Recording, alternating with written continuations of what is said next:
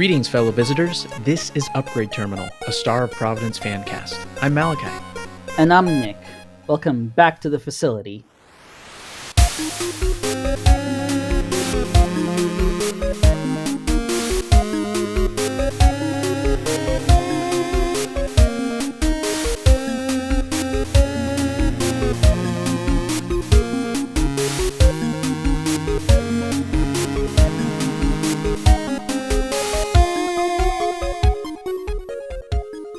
Today, on this episode of Upgrade Terminal, we once again have a brand new guest to the show. Everyone say hello to Brendan, aka Shinji. Say hello. Hi, everybody. Yeah, I'm Shinji, or Shinji16, or Brendan, or Piano Man, depending on how long you've known me. So I dabble in both Bemani games and also indie games. I would say that those are my two main interests, although shmups are kind of a close third.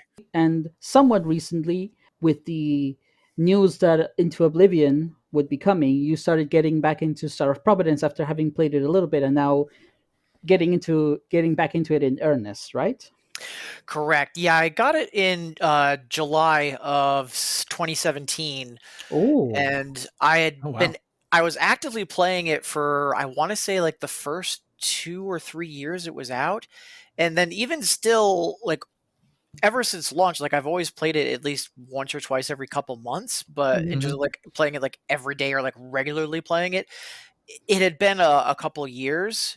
But then once the update was finally coming to light in terms of the partnership with like Big Mode and timing with the Switch release, I wanted to start derusting, getting back into it, and then for my live streaming, which until now had predominantly been Bemani and music games, wanted to prep chat for getting used to this other game because, once the update came out, we went a little ham on it. good. That's how I like it. Yeah, new flavor for chat. Pretty much. And also for me, too, since it's atypical from what I typically stream. So piloting both the ship and the stream was something I had to get used to again. Yeah. Well, we're really happy to have you here. Thank you. Before we get into the interview proper, though, Shinji, as our guest, would you like to start off sharing something nice that happened to you this week? Yeah, so there's been a lot going on. So there's, the upcoming release of Tetris Grandmaster 4. There's also Mashup Revision, which is a music game that's come out from Axstorm, or to get a little more specific, the group by Naoki, who used to be like the heart and soul of DDR and a lot of Bemani back in the day. Ooh. So a lot of projects or games that I'm interested in that are all like coming out back to back to back, and that's usually not the case for me. Like typically like something like TGM4 or Star of Providence or back in the day Monolith, like usually things that I was really excited for their release were few and far between just because kind of more eclectic tastes. But like March and April of this year, it's just been a blur, and we're kind of like in the height of it right now. So I'd say the nice thing has been more watching a lot of my like friends and mutuals either start to check these things out because I've been mentioning them, or all of us like collectively getting into them together. So there's been a lot of just positive momentum and good vibes with a lot of my group chats recently. I'd say that's been my highlight for like the past week for sure. Nice. That's wonderful. I hope so. Like you're just caught up in the storm of like, oh god, there's so much happening now. All of a sudden, you have to stay on top of everything. Yeah, because like for a lot of like typical gamers, it's like AAA releases or like big like more blockbuster kind of things. Whereas for me, it's been more on the quieter but like more intense side of things. Like TGM4 isn't going to be that big of a deal, but for those of us that are into it, God. exactly. So like I'm not used to having all of this stuff just chain, but here we are, and I'm enjoying the ride so far. I can't tell if we've gone over the hill on the coaster or we're already in the downswing, but like I'm all for it. Yeah. You're gonna have to find like with everything coming out, you're gonna have to find the next thing to pine for. More hours in the day, please. This has been exhausting. Literally not enough time to play everything that's coming out. I'm actually having trouble with that for like the first time in years, and I am not enjoying it. Like the bitter pill of like, which one of these am I gonna just let it slip through my fingers? Yeah, usually I have only 2 or 3 games on my docket, so to say. In the next 2 weeks, that's going to go up to 9. Oh, goodness gracious! Well, hey, it's good to have a backlog. Oh no, that's not even the backlog. That's just like, what am I playing on like a daily basis or weekly basis? That's the front log. Yeah. That's Yeah, the front log is usually 2 or 3 items, and oh no, please no. Yeah. It's a good problem to have in a way. It is. Yeah. Hey, it's the golden age of content. Yeah, that's it's so atypical too. That's kind of why I'm celebrating it as like a good thing that's happened, because it's rare I can say I have too many games to play right now. Malachi, what's something nice that happened to you this week? Well, my parents dropped by for a visit, and my mom gave me this card that had a kestrel on it. It's my favorite bird. I happen to live in a place in Washington where there are a lot of kestrels, and I didn't know that before I moved here. So when I moved here and started seeing them, I found it like incredibly meaningful. I was like, oh my gosh, it felt like a sign almost that the universe was telling me like, this is where you need to be. So you were a fan of them before the move? Yes, I was. Yeah, they're my favorite. They're my favorite bird because they're basically the smallest bird of prey in North America. You know, they're like a tiny little hawk. Yeah. Yeah, they're also known as like sparrow hawks. Very small. But inside this card, my mom had like written this like a couple stanzas from this poem called "The Kestrel" by John Freeman. Ooh. And John Frederick Freeman is this British poet that I don't think I'd ever heard of, and I definitely hadn't heard of this poem. So it was a really cool discovery for me. I really appreciated my mom remembering I liked kestrels and also getting me a card and like finding this poem. Yeah, that's really sweet. Yeah. So it was really nice. So yeah, that's pretty much it. But I'll definitely link to the poem in the show notes so people can read it and enjoy it. But beautiful birds, beautiful poems, and a great mom. Yeah, all good things to have. The hat trick. Yeah. So for me, Shinji already mentioned TGM4, and which is Tetris Grandmaster 4. That's not the thing I'm going to talk about, but like it's the thing I'm going to be talking about in April. You know, it's not out yet, but there is something that did come out. So this is going to be a very niche thing, but hey, we love niches here on this niche podcast.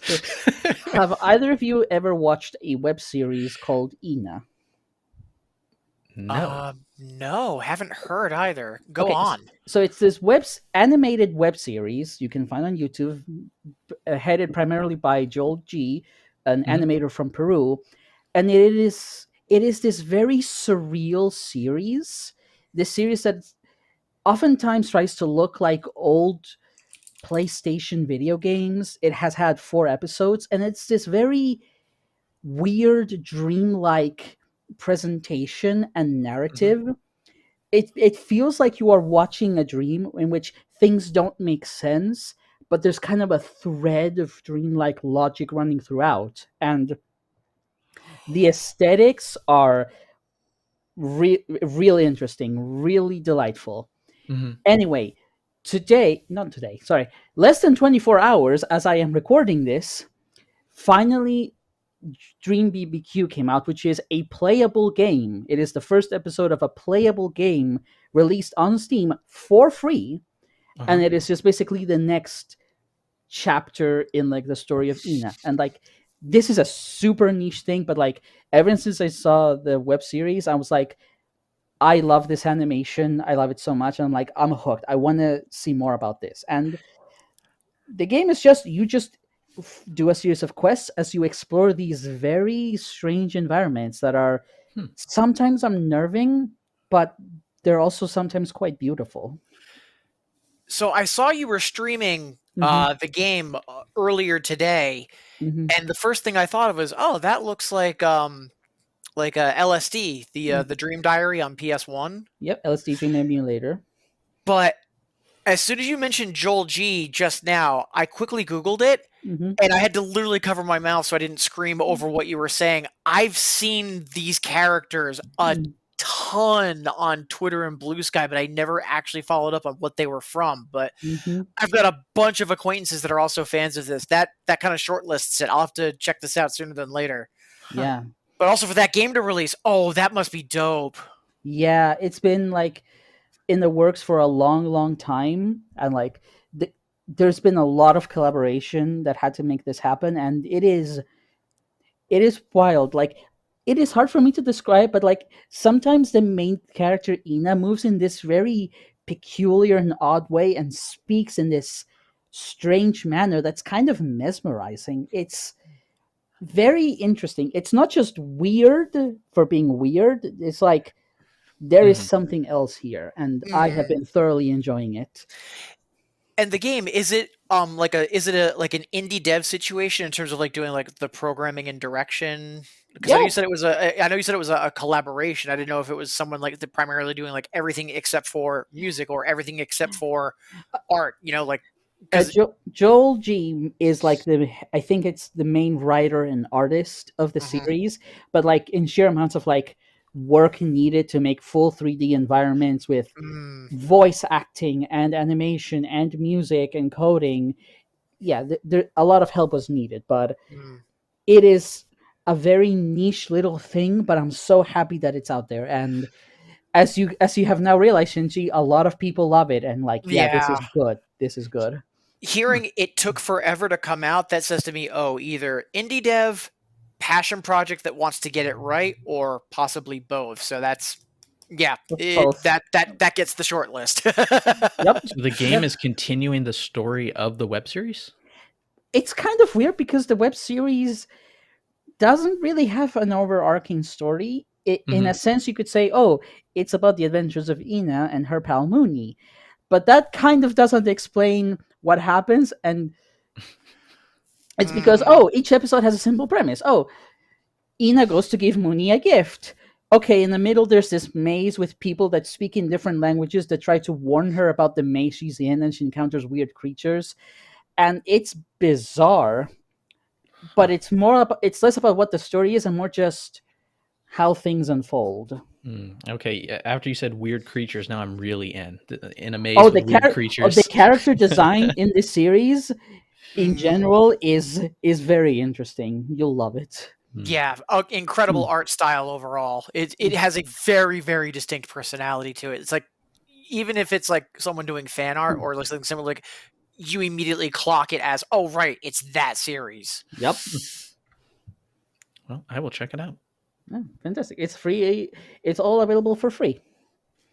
You've given me enough of a reason to watch it. Oh my god. That needs to go on the cutting room floor.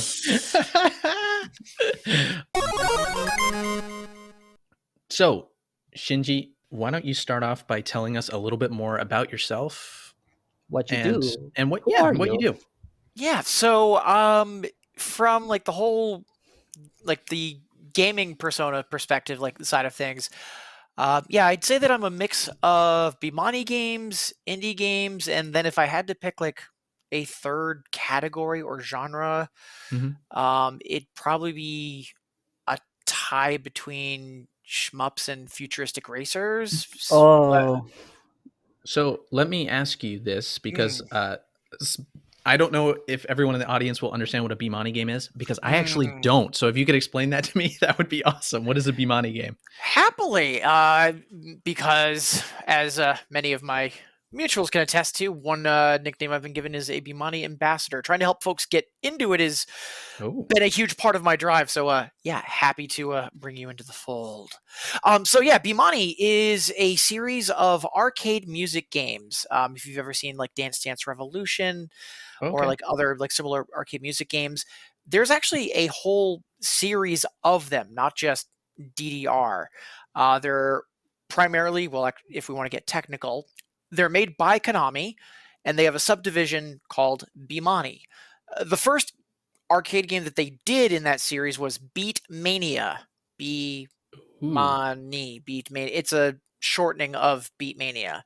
Okay. It's a DJing game, or more accurately, a keyboarding game. But hey, let's split hairs another time. But anyways, so there was Beat Mania. There's also DDR. There's also Pop and Music. There's Guitar Freaks and Drum Mania, nowadays Gitadora. And it's a whole chain of games that have been going on for decades at this point. The only one that has really gotten any prominence outside of Japan is, well, DDR. So my main interest is arcade music games.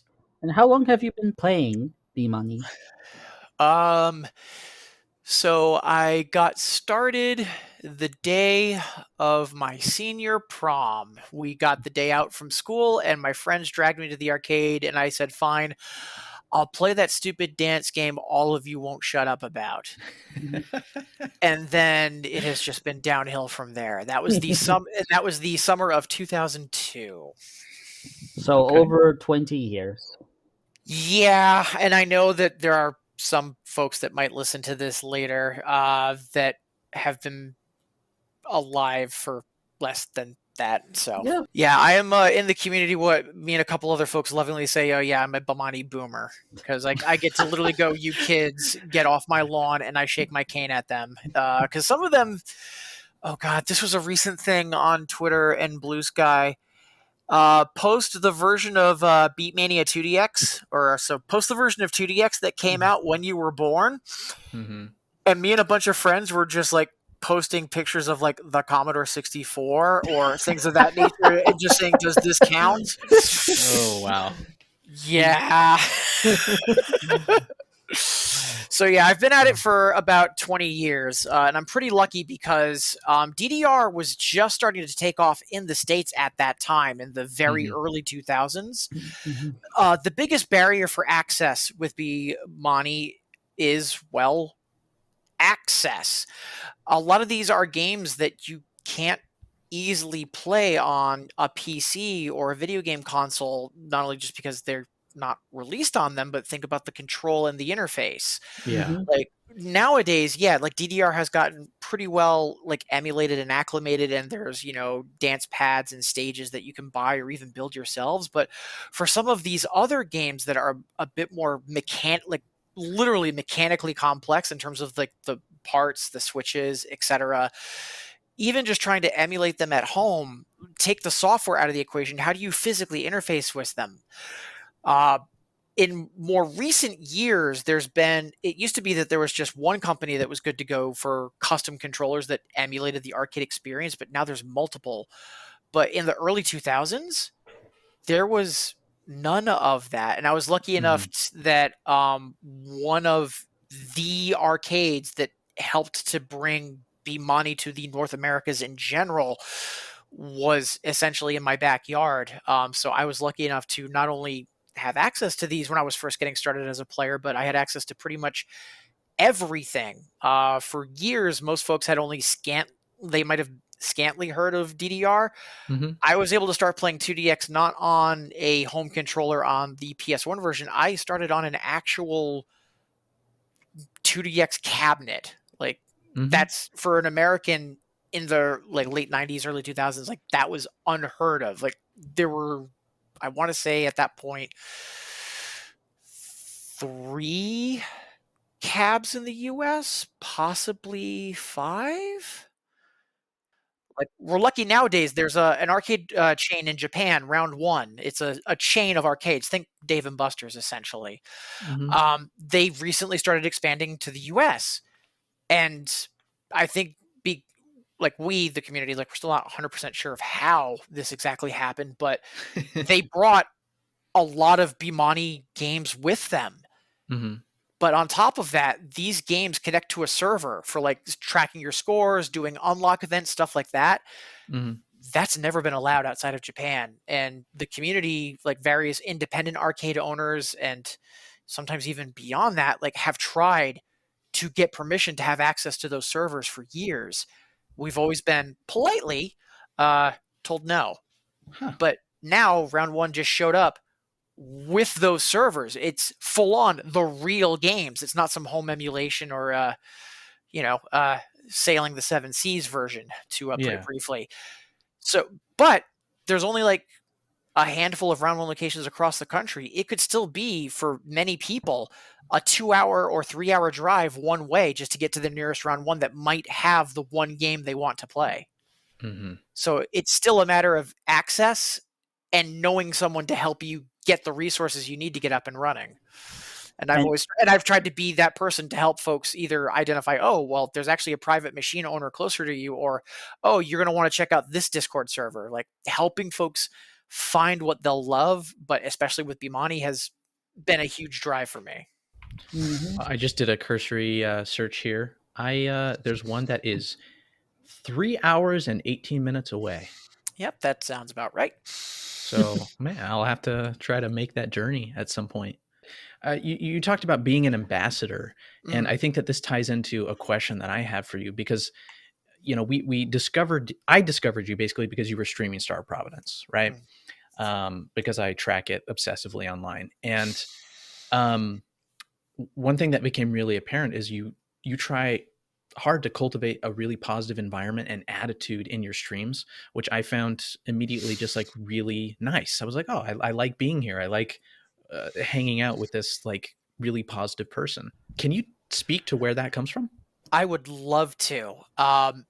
So positivity, it is a skill. Mm-hmm. It is, if you want to think of it in terms of like mental wellness, it is a skill. Mm-hmm. A lot of, for positivity specifically, it is mindfulness. So there's a common misconception I think of that people think that like being in good mental health is every day being a good day. And that's not true, because that's never going to be the case, because nothing is perfect. A lot of good mental health and mental wellness comes from not necessarily everything always being 9 out of 10, 10 out of 10, but rather on a day where it's starting at an 8 and then a couple hours in it's going to a 7, Mm-hmm. and then it starts going to a 6 and then going to a 5. You catch at the 7, oh, hey, wait a minute, things aren't feeling right. Mm-hmm. Whenever that barometer starts to slide, you start catching that change sooner and sooner and sooner before you get all the way down to a 0. And for some folks that don't exercise that muscle, sometimes it's just catching it at all, let alone catching it before it completely crashes out. But if you're aware of, oh, this is a thing that I could do, it then becomes a thing that you start doing. And like any muscle or any habit, you start building it. And I think with positivity, it's the same thing. With the music game community, or with the Bemani community, it is very easy to be insidiously negative or self-defeating. Because let's say, for example, there's a song you're playing in a music game, and let's say it's got 1,000 notes. So like a perfect combo will be a score of 1,000. And you get 950. And your personal best was 960. You get 950, but you also know that like in the middle of the song, there were a couple of notes you flubbed or whatever that could have been perfects and could have been points, but it turns out they weren't.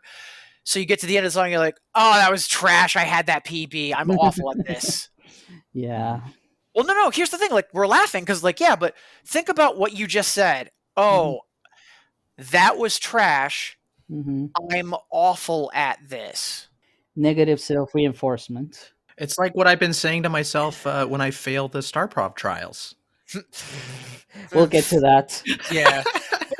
But like the thing is that like you might say it jokingly, but if you keep doing it over and over and over, it's not a joke anymore. Or it can start leading to other things that are maybe not so much joking. And then, so like on the one hand, being able to like try to catch yourself for saying, oh, I'm trash at this, and like instead say that, oh, I can do better next time, whatever. Yeah, sure. That's an easier fix. But I think one thing that a lot of folks will miss is that, oh, that was a bad run. you got 95 out of 96. How much on a percentile basis is that close to your PB?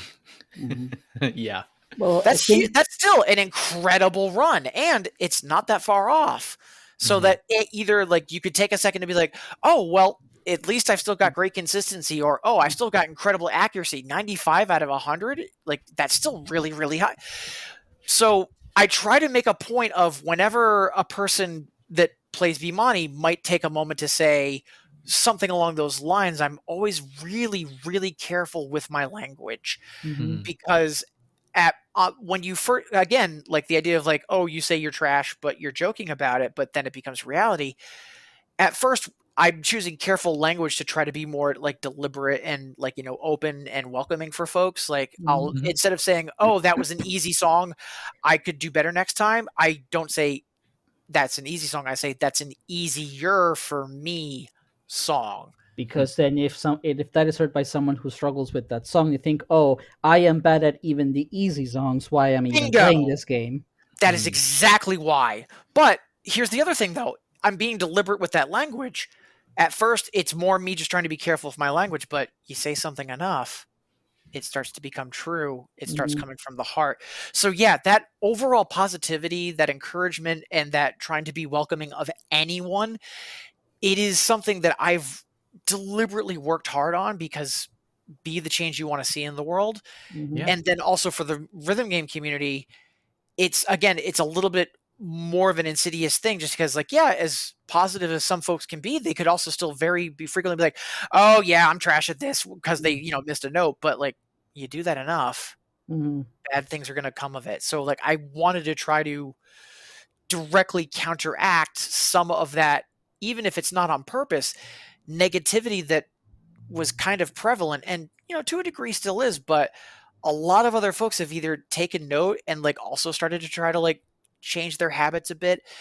Cause it's also really easy to burn out on these games too. Cause you keep pushing yourself to try to like, be better at a certain difficulty or get a full combo on a song. And like the idea of quite literally playing the game and not having fun is very true for a lot of people.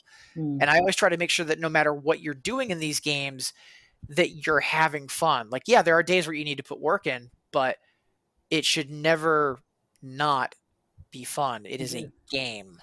It shouldn't be an ordeal that you have to make yourself go through. Bingo. Well, it sounds like this philosophy applies very well to roguelikes. And speedruns as well. Like the idea of like you had the run and then you made a mistake or you threw it out the window. Like, yeah, exactly. There's a lot of overlap. I think the problem is that as players get better, they have their own standards for what they should be playing at. It keeps increasing. Like, oh, I should be getting these perfects now. Oh, I shouldn't be making these mistakes. And like the range of like what I'm accepting of myself keeps shifting and shifting and shifting until it's very hard to please. And I think your positivity is also trying to act as like a reality check to be like, hey, let's stop for a moment. You did 98% of that really difficult song really well. That's still something to be proud of. Then the 2%, you'll get it. But like, don't lose sight of that. Yeah, no, you are like a bullseye for what I am trying to accomplish. And like, and to use a term like verbatim, reality check, that is exactly it. Like when you're having either cyclical thinking, thoughts that like tend to lead you to spiral, kind of the difference between being concerned about something versus worrying about something. But yeah, when you're having like cyclical thinking or you find yourself like, starting to slide down that barometer, stopping and doing what is called in like mental wellness, a reality check to counteract that. Because you might say to yourself, oh, well, I'm trash at this. No, you're not. You just got 95 out of 100. Yeah, but I flubbed those notes. Yeah, you flubbed them this time, but what about everything else? And what about the consistency? Like it's literally called reality checking so that you can get those lies in your brain to, well, be recognized as what they are, lies. Yeah. So for any listeners out there that are struggling with the Star of Providence trials like I am, drop by one of Shinji's streams and he will give you a wonderful cup of positivity. And like you joke about that, but one of my channel point redeems is a moment of focused positivity. I want to be that change in the world. Like, please feel free to take Malachi up on that offer. Yeah, no, I wasn't joking. I wasn't joking.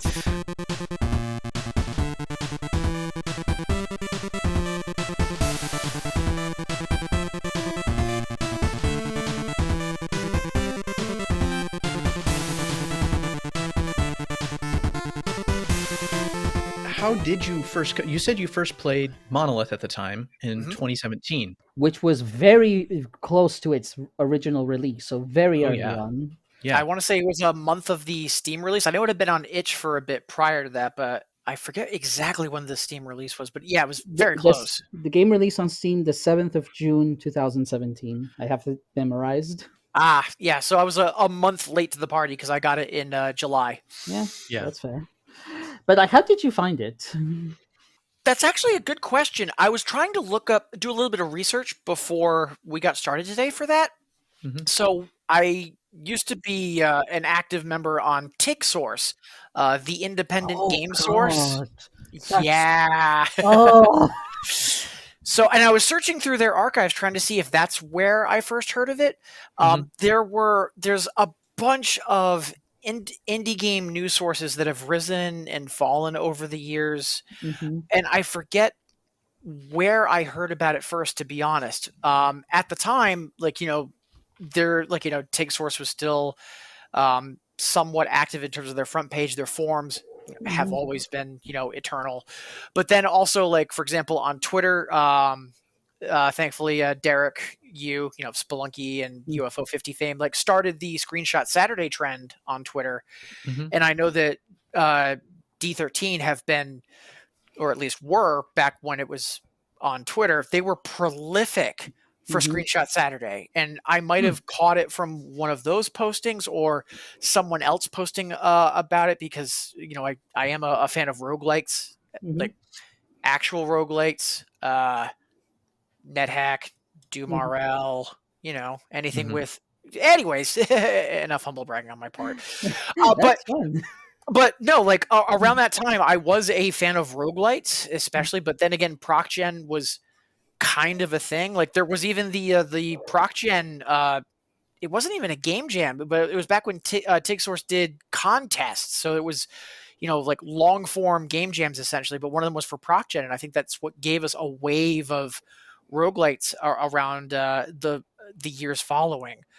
But yeah, I really do not know where I first heard of it. It was somewhere, but I don't think they had an article entry on TigSource. I was actually crawling their archives before we started today just to see, was it TigSource or did I hear it elsewhere? And it must have been elsewhere. I know you said it, but just like remind me, like, you played it a bit very close to release, then you played it like once or twice a month, and then only recently did you like ramp up playtime again? Yeah, so for I want to say the first couple of years, it was kind of in my rotation.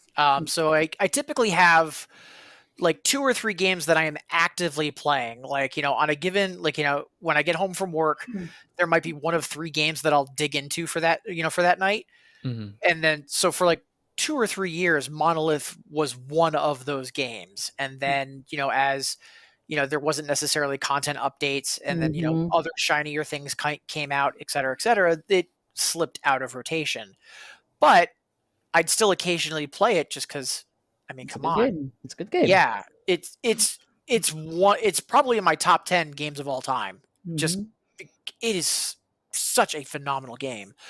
So, but then as with the name change that got announced. Yep.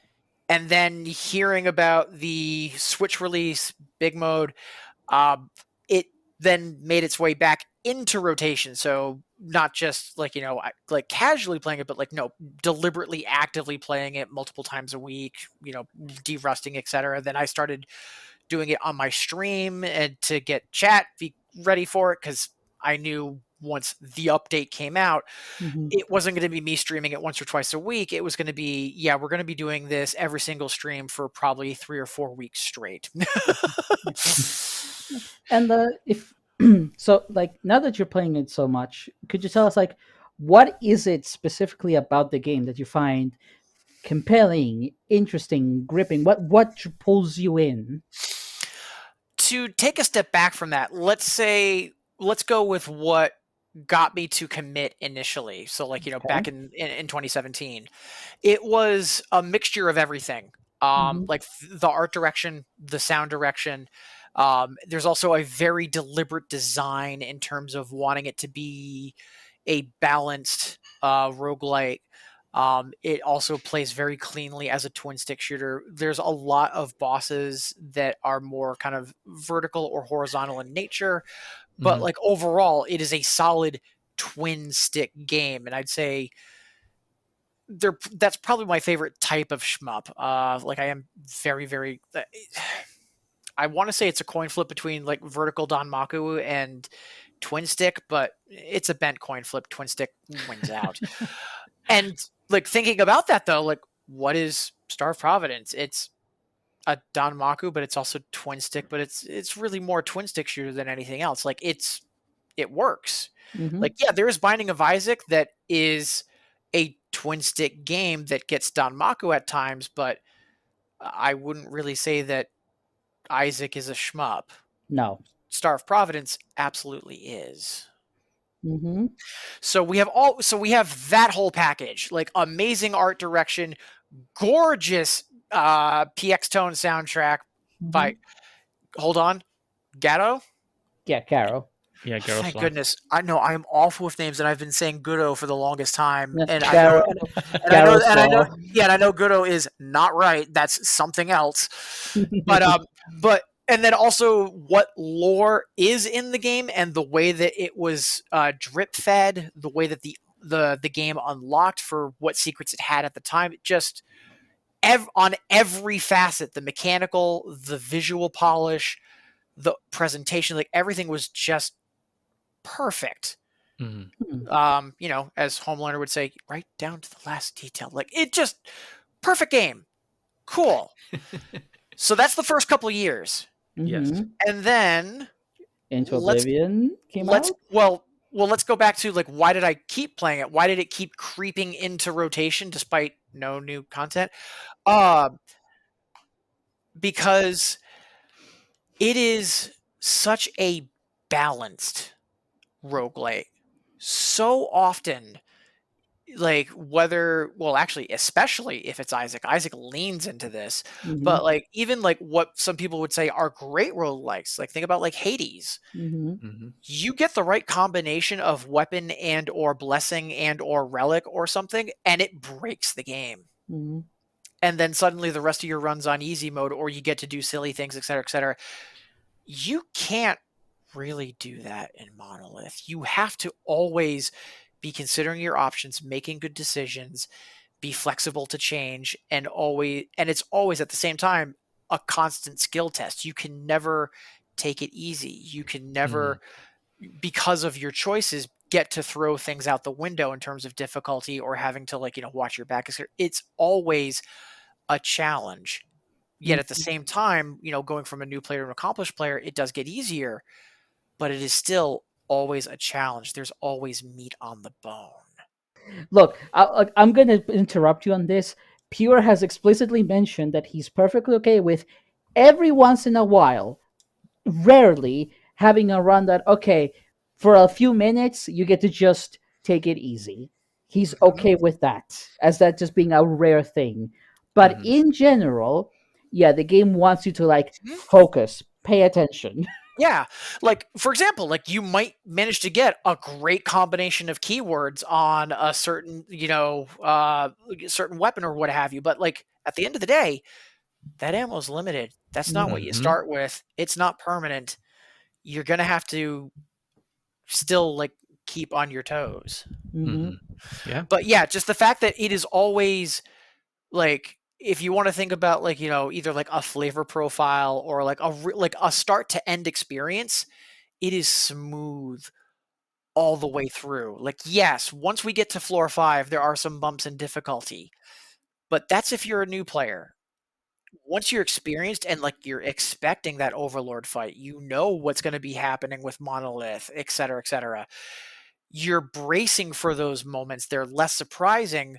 So like they're still increases, but they're not necessarily spikes. And at the same time, the whole floor of like, Sanctum and like, ramping into those fights, it is exactly that. It is a ramp. Like it is like, if we were to look at the, like, the experience, like if we were to like somehow abstractly graph out what the experience is like start to finish on a run, it is very much more of a gradual line as opposed to a curve that like, has to suddenly drop or dip or rise. It is a very gradual experience all the way through.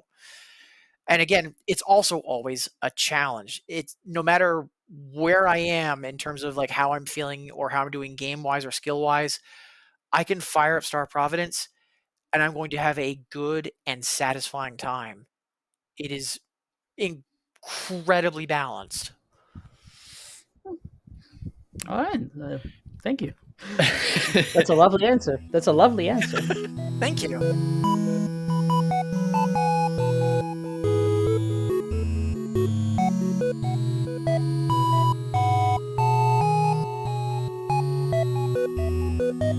You get better at the game as you play, and you know to expect the bosses. And for me, I think like I begin to develop affection for bosses. Like every time I see Overlord, I'm like, hey, I'm back. Hi, friendo. Yeah, you may not like me, but I like you. Yeah, no, that is my verbal call out every time I start that fight. Hi, friendo. On that note, what is one of your favorite bosses in the game, Shinji? So not your absolute favorite, but one of your favorites, because obviously you think it's a perfect game. You probably love all of them in some way, but what's one of your particular favorites? I have to pick a favorite child. I want to say fourth floor in general, like just as a whole, because I feel that like up to that point, like we have some things that are interesting. Like we've got like floor one, like really? there's Forgotten Ringleader and Chamberlord, which are more like kind of twin stick in nature. Grinder and Guardian are kind of vertical. And like, we get some like interesting mixing around on 2 and 3 as well to that regards. But 4 like is where we start to see things really kind of get interesting. Like with Firewall, not only is that a bit of a difficulty jump, but also like you have to be careful of the turrets that are on the walls. And with the update, also now you have to be careful about not being too low. Ordinator has a lot of different phases that heavily shift where and how you're fighting, and also visually, it's a little bit more of a spectacle. Reactor, again, like especially if you're on hard mode and you've got the secondary phase, it just does a lot. And then Nightmare, Nightmare is delightfully grandiose. So I feel that like floor 4 is where it really starts to shine as in terms of, hey, this is what we're going to be doing. Because up until that point, like a lot of the bosses, I don't want to say like stereotypical, but at the same time, like Behemoth, it's the tank one. Like, Guardian, Yeah. it's, the giant, armor one. Like there are some cliches that are getting leaned into, or like, especially like Devour, like, and now we're going inside and you have to hit the, like, cool. But like floor 4 is where we really start to see some stuff that's kind of unique and also really, really on brand for Star of Providence. Like, if you were to think of like, what is a game's final, or a shmup rather, if you were to think of what a shmup's final boss or TLB is going to look like, you're usually thinking like, some grandiose spaceship or some like, really weird, like, angel gone demon or what have you. Like Ordinator, Reactor, Nightmare, that's where you get your first couple of inklings of like, no, Monolith and Chaos God would like to have a word with you. Like I feel that floor 4 is where it really starts to be like, okay, yes, we are a shmup. This is our shmup, and it really starts to do its own thing. So you think that the bosses of floor 4 is where the game starts to take the gloves off, both in terms of like difficulty, but also like, okay, now we're going to start doing our own thing on our own terms. Let us show you what we're going to do. Yeah, both mechanically and like aesthetically as well. Mm-hmm. Yeah, I've definitely been. I've played a lot of the firewall fight just because I've been doing trials, and man, I have to say, after Into Oblivion released, I have learned to appreciate firewall in a whole new way. I love that fight so much. Yeah, I hate firewall. Having said that, yeah, I also have that, like, it's not even begrudging at this point, but respect of, like, how good that fight is from a design and a mechanic standpoint. Mm-hmm. And speaking of the update, like, I don't want to say it's my favorite, but oh man, Ursats. Oh boy. Like, out of the new 4, like Lucid Dream is really cool, and I always drop the name of it. Floor 3. Alethea. Thank you. Mm-hmm. Alethea is literally jaw dropping. Like, that background and Yeah. the finish of that fight. But both in terms of, like, aesthetics and mechanics, like those screen wrapping turrets, the glitching effects. Oh man, nothing says welcome to looping like Ursats, and the fight itself is also just chef kiss. Although I will say, is it Flores for floor 2? Flauros, I say. Flauros? I don't know how you spell it. That's just how I say it. But yeah, you can take the Fraxi out of the game, but you can't take, like, it's just like, tell me someone on the dev team either played a ton of Fraxi or was a dev for, or both, without saying, like, oh, that was such a good indirect call out. That Flauros was made by Garo, the composer, and it is a remake of a fight he made in Fraxi like a decade ago. Yeah, like, both visually, but, like, also, like, mechanically, both. For, like, I remember, like, I have played hundreds and hundreds of Fraxi levels. I knew what I was in for as soon as that ship showed up. Yeah, I have to agree that the loop bosses are, like, the team really flexing all of their game dev prowess and all of the resources and all of the confidence they've built up. I like to imagine, like, they also seem self-indulgent too, and, like, I am here for that. Like Garo being like, no, this boss, this is for me. This is mine. Like, I am all for that. I also feel like all of these bosses have very deliberate, just a slight pause before they begin, just so you have a moment to be like, oh, what is that? And now it starts beating your ass. Yeah. Like, I am so glad I was on stream for when I got jump scared by Ursats. So I was, all right, let's start looping. All right, who's it gonna be? And, like, as I open up the the boss room, I typically call out who I think it's gonna be, and I'm like, all right, is it gonna be Ringleader? Wait. Oh no! Yeah, it is arguably the best jump scare in the game. It is so good. And it's the game telling you asked for this, and now we're gonna show you how much we're going to twist the game. Although, as Nick knows, I recently had yet another jump scare when Warden was just like, all right, you know what? Fuck it. Gun. Yeah. Yeah. Once you start reaching loop 7, the game starts getting real mean. Yeah. Oh boy, can't wait for loop 13 tier 4 Warden. It's gonna be great.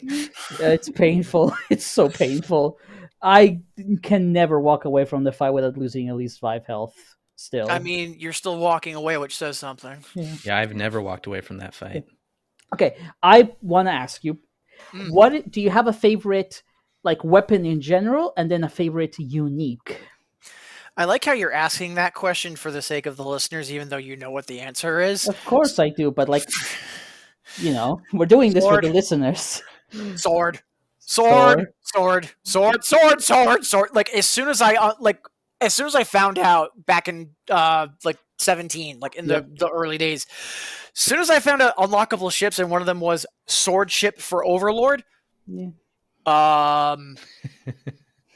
Yeah, as soon as I unlocked it, no, that is all I have played. I honestly could not tell you the name of a single unique weapon that isn't a sword weapon. Okay. I have not used the other ships, like, at all.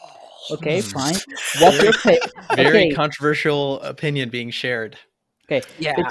Between Latafin, Phantom Edge, Excalibur, and Maelstrom, do you have a favorite? If it was before Into Oblivion, Phantom Edge. Post Into Oblivion, Maelstrom. Oh boy, is Maelstrom a bunch of fun. I used to think it was a regular sword with extra steps, and then I realized, wait a minute, you can carry that charge into other rooms. Oh, let's go. It's very strong. But aside from the named weapons, I am a very big fan of Bloodlust and Overheat. Being able to have something that further encourages me to just be a murder goblin and try to literally rush my way through rooms. Like I love Bloodlust, and then Overheat is just like, all right, this is something that I have to actually keep my distance on. I can't just be a gremlin right up in their face with the sword itself. At least I can set them on fire and do extra damage over time. Sure, that works out great in Trials.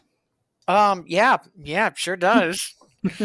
Speaking of which, yeah, there are some hidden things in Trials that really, really, really hate you having the sword ship, and I am less than pleased. I can tell you for a fact they were not balanced around the sword, and the devs are like, Didn't you know expect what? them to be. Like this. Yeah. This is a problem of my own making, and I fully own that. Having said that, I am still going to be unhappy. You just got to beat them with swordship despite the challenges. Oh, people already have. I can Yeah. assure you. Yeah, that's what I'm doing too, because how do I fly anything else? Like I have since the update, like I did check out Scully. Oh boy, that's weird. Delightful and weird, but yeah, no, I really do like Sword, partly for being able to delete bullets and partly for if I can get away with it, or oftentimes literally the timing. Like surprise, surprise, the 20-year music gamer has a decent sense of timing. If I, like, from a rhythm standpoint, if I know what bullet patterns are firing on, I often know what I can get away with in terms of, all right, I can just stay up close for this because the rhythm of the sword versus when bullets are going to come out, I'm going to get to literally ignore the next 2 or 3 cycles, take damage.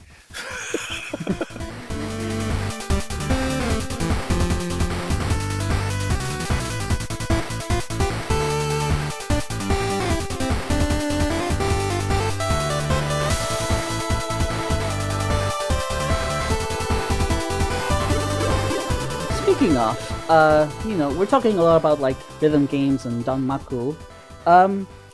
What kind of interesting or unexpected overlaps have you found between like Star of Providence and like some of those other things? So this is actually one of my favorite talking points in gaming. So there's actually a pretty decent overlap in Bemani of folks that also play shmups or danmaku. There's also a lot of danmaku players that have then crossed over into Bemani. And Nick and I, with TGM4 on the horizon, we were also discussing how with TGM explicitly, because that is its own breed of Tetris, but TGM and Bemani, there's also a pretty high amount of overlap, and I think it's all for the same underlying reason. And it's a reason that I think a lot of folks in hindsight would agree with it, but might not be sure how to verbalize it. So a lot of times my joy from this topic is getting to help folks quite literally put words in their mouth for the better. So there was a wonderful show and web series called Idea Channel. PBS Idea Channel with Mike Rignetta? Correct. Yes. And it was, but yeah, it was a show run by PBS on YouTube exclusively. Fantastic show. Yes. One episode they did is, can bullet hell games be meditative? Yes, I have seen that one. I love it. So in that episode, they go over, like, how is it possible to dodge all the dots when there's thousands of, like, how do you not panic and get overwhelmed and shut down? Shmup players would tell you, well, you're not looking at all the dots. You're just focusing on the ones that are like near your ship or the ones that are a problem. But the episode goes into the idea of what is either in a lot of either Chinese philosophy or Taoist philosophy, what is called Wu Wei. And one of the super shorthand definitions of it is effortless action. And the show brought up an example of it that I love using because it's also helped me break down how people can play music games, especially at a high level. When it's hundreds and hundreds of notes, how are you reading all of them and knowing what buttons to hit? Example, let's say you are walking down a crowded city street like New York, something along that, where there's literally like hundreds of people on the sidewalk and you're walking down the sidewalk yourself. How are you doing that? Are you like looking at every single person that you're about to potentially bump into, all the street vendors you're walking past, the person that's coming up from behind you? No, you're just doing it. You're not consciously thinking about it, but yet you are. You're just doing it without doing it. Again, that idea of effortless action. So like breathing. Yeah, as well. Not quite. the idea is that it's something that if you focus on it, you suddenly have trouble with it. But if you don't focus on it and you just let either your training or your habits or your physical like motor like muscle memory kick in, you will then just be able to do it. Yeah. So that crowded city street, you're not looking at each individual. You're just, I just need to navigate this crowd. And then you're usually thinking about, what are you going to have for lunch or what have you. Now let's bring that over to music games. I'm not looking at every single individual note. I'm typically reading them in chunks. Like I'm looking at 10 or 20 at a time, and then I'm just reacting. I'm not thinking to myself, okay, this is a note coming down in the 1 lane. That means I need to hit it with my 4th finger on my left hand, and it's being followed by a note in the 4 column. So that's going to be further to the right. So that might be my left thumb or my right thumb. I'm not doing all that internal monologuing. I'm just hit, note, get perfect, and it's already over, Yep. Same thing for when a bunch of dots are coming at you. You're not looking at each dot individually. You're maybe focusing on the 1 or 2 that are coming right at you, but then you're just dodging. Sometimes you might not even be doing that. You just are automatically dodging and looking at the further barrage ahead of those dots. Yeah. You've kind of put your actions in like kind of a mental cue. You see the pattern, you go, oh, I have to do. You load these up in your memory, and just tap tap tap tap tap tap tap, and you're just looking ahead, and you go in your head, you go tap tap tap tap tap tap, and you're just doing those actions. And by the time you're doing them, you're not even thinking about it. You're just, I will do this, and I will succeed, and you just keep going. And a lot of times also what's getting generated for that cue, it's not even something you're explicitly putting into the queue either. You're just letting the stuff get put into the queue. You're not consciously putting it into the queue. I always find that when I need to really, really look at dots, like, I actually notice, oh crap, that's a bunch of them. Like that's when I start making mistakes and I start getting hit. Yeah. Same thing when I get a pattern in music games that I don't recognize, because typically in music games there's like what we call patterns, like this is a scale that's like going all of the keys left to right, or a certain kind of like chord progression, etc. Like as soon as I like start trying to focus on the notes individually, like sure, there might be a melody call out, so I'm like literally looking at a couple notes specifically to like follow the melody. But like if I'm just doing my general like reactive reading and then I try to looking at stuff individually, like it's again, oh no, look at all the dots, oh no, I'm dead. I will say, if I may, but I think that the reason that there's that overlap of like bullet hell, music games, TGM, it's all using that same mental muscle, that the concept of wu wei. I think that wu wei, it is absolutely a skill that can be identified and then deliberately built on. But like, how do you work on that? Like, how do you practice walking down a crowded sidewalk without walking down the sidewalk? But yet, I think especially at high level, bullet hells, music games, and TGM really zero in on that specific skill or on that specific mental muscle and really helps you train it or get better with it.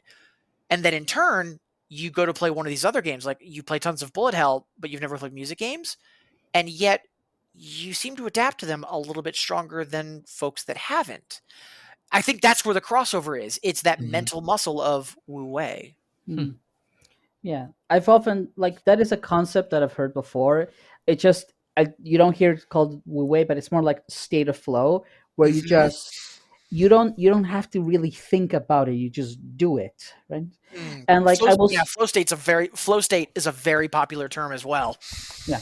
Yeah, that's what other people might have heard it. But like, when you say all this stuff, Shinji, and like I know another example is in Tetris, because people will see like TGM players and they play really fast, and they go like, how can you do it? And the thing is, if you practice Tetris enough, like a serious amount of hours, you no longer think of like, you start thinking not just in pieces, but like combinations of pieces, structures in a certain way. I see these three pieces. I know I can combine them to make this greater shape that fits into this stack in a certain way. You haven't processed a single piece. You've already processed multiple pieces, and you're already working on the next thing. And at the same time, you're not individually doing those actions. You just do it. Yeah. And like, it's this thing of like, you see the pieces on the corner, like literally just the color of the piece. Not that thing. You see the color, and your brain already knows that color means that piece. You don't even look at the piece. You just go, that piece. Your brain goes there. You and react. It goes, there, Tetris, there, Tetris. Just do. Yeah, you react without specific action. It like, again, that two-word definition of effortless action, or like, but like getting to flow state. But yeah, exactly. And by the way, that thing where if you start thinking about how you do something and then you can't do it, that's called the centipede effect. Yep. Another insect asking the centipede, how do you walk with like all those legs? And as soon as they start thinking about it, they can't, because they never have to think about it. Thinking about it kind of is against the whole idea. Yeah, it is. Like, as soon as you start bringing attention to it, then that's when things start to fall apart. It's like, hey, you're breathing manually. You know what this reminds me of is when someone asks me for my phone number, or like, I always input my password super fast, and then if I slow down and type it slowly, it's like way harder, and I'll even forget some of, like, I'm like, wait, what is it? Like, I have a very set rhythm and cadence to my password, and if I alter that, then it's like very difficult for me to remember. Yeah, letting that muscle memory carry the action, as opposed to trying to deliberately do it piece by piece. Exactly. Yeah. I mean, it's the same as like playing a piano. You don't think about each individual key. You just let your hands repeat the motions that you've practiced, and you don't think about the keys. You just think this chord or this progression. As someone that plays piano, yes, correct. Like, you're a piano man.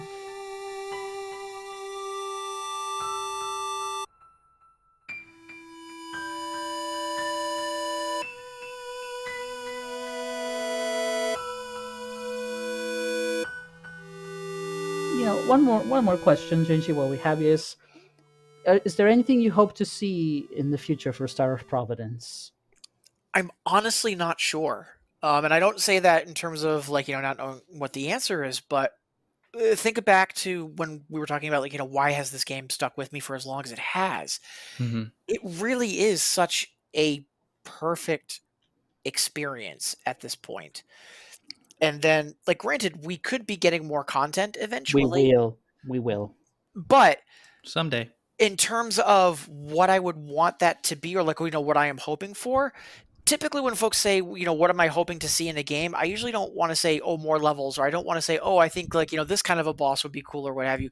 I'm usually trying to think about the bigger picture in terms of like, oh, well, this small thing that would be a quality of life update would be really nice. And I'm honestly trying to think of things that D13 have missed or could have executed better on. I know Tate mode is one thing that is still not quite there, but not a super high priority either. Yeah. But like, I know that there are also some folks that have said that it's very visually noisy compared to some other shmups, in terms of like, it's difficult to tell what's, a superfluous explosion versus what are, the dots that are still coming in at you. Like, it can get visually crowded and it can be difficult to read. I want to politely say a skill issue, but okay. But at the same time, like, what would I hope for the future? Like, no, I think the music is fantastic, both in terms of the composition itself, but the choice of using PX tone as opposed to some other medium or tracker or sound font. In terms of the graphics, we have landed on a perfect, like, kind of fake bit. It's not quite Super Nintendo. It's not quite MSX. It's this weird hybrid of like that older computer, and it only has a certain resolution, but there's enough rule breaks where and when they need to be. Like, so aside from more content, or like, having, just more new things to play, I really can't think of anything specific. The one thing I would like to see in the future for this game is more people playing it. I really do feel, compared to a lot of other successful indie titles, a lot of other successful roguelite titles, that for how mechanically strong this game is in terms of, how a run is start to finish, the fact that it is always challenging. Mm-hmm. I really am shocked it does not have a larger player base, not even necessarily in terms of like, concurrent players, but just lifetime. I know that, thanks to Donkey, it's gotten a bit of a push just because of, and I say Donkey, not big mode, but like Donkey specifically. I know recently Grapefruit has been streaming it, and we're going to see some other quote unquote big names that are going to help from literal exposure get more folks in. But I really do wish we had it by a fact, like, by an order of magnitude, a larger appreciation for this game. Like, I don't say lightly that this might be one of my top 10 of all time. I really do mean that.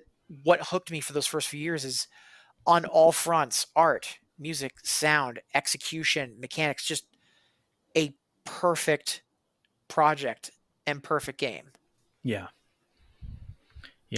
All right. I thank you for that answer.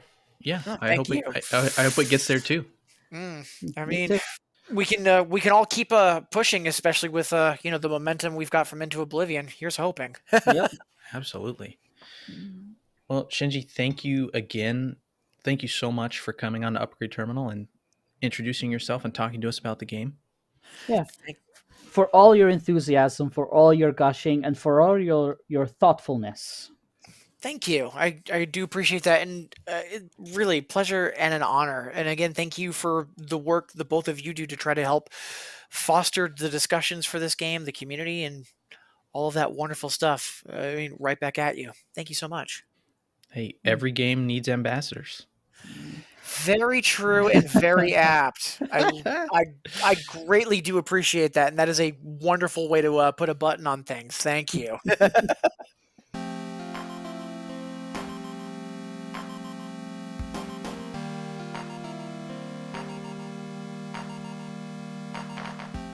Thanks so much for listening to our Star Providence Fancast. Big thanks as always to Garoslaw and AlexMdle for allowing us to use their music and sound effects, and thank you to Garoslaw for the awesome intro.